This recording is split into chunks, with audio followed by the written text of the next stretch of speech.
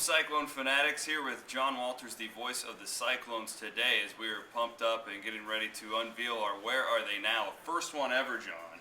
Wow. We're starting to do this, and we're going to do Jared Homan this month, for the month of February, who I've written about it numerous times. My favorite Cyclone, football, basketball, volleyball, track, whatever, my favorite Cyclone of all time.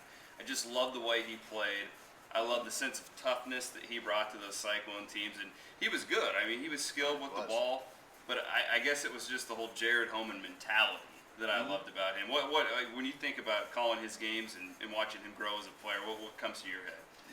Same things you just said. He's just mentally tough, physically tough, not a highly recruited player, not a sensational athlete necessarily, but a guy that just battled you and competed on every possession and felt like every rebound was his, and just had an edge about him that you really need, I think, to be successful in the Big 12. And particularly, you come out of a small town in Iowa, and maybe you've had that little chip on your shoulder to prove that you belong.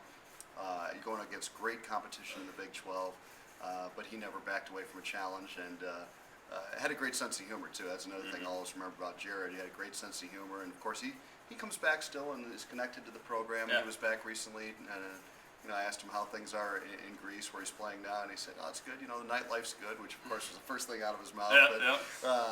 But that's Homan. I mean, he makes you laugh, and just he looked great. He's in great shape, and obviously his pro career is going really well for him. That doesn't surprise you, does it? The fact that he's been able to sustain a career, be it in Europe, he's played in the NBA a little bit, but you could kind of tell, I think, his senior year that he had a future playing professionally. Well, I think he can have a long career playing professionally, especially to see how great a shape he was in when he came back. He looked like in better shape than even any time during his Iowa State years, and so he's taking care of his body.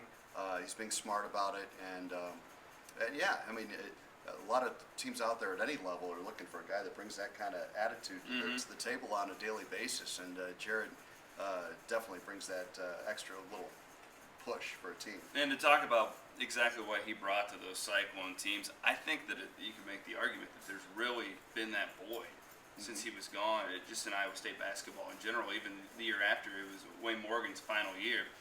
You put Jared Homan into that lineup, that could be a second round Sweet 16 type basketball team. You know what I mean? I mean, that's just such a intangible that he brought to the table. It's really hard to find.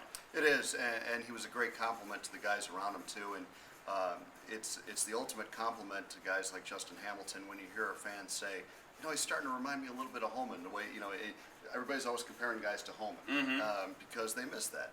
And I think our fans always appreciated the way Jared played, and he was always a guy that got the crowd on its feet and had that toughness too. Never backed down from a challenge. And everybody remembers the whole David Harrison incident and Larry's great line about it looked like somebody had stolen his cow. I mean, you can't make that stuff up, and it was just it was priceless. But that was Homan in a nutshell. I mean, he was just a great, tough country kid. You gotta love it. Iowa guy coming to Iowa State and dominating like he did for 4 years. Thanks, John. We appreciate it. It's fun to relive some of those memories. Oh yeah, we look forward to doing it more again with our Where Are They Now feature. We're gonna have it once a month here at CycloneFanatic.com. Thanks to John Walters for helping us out here today.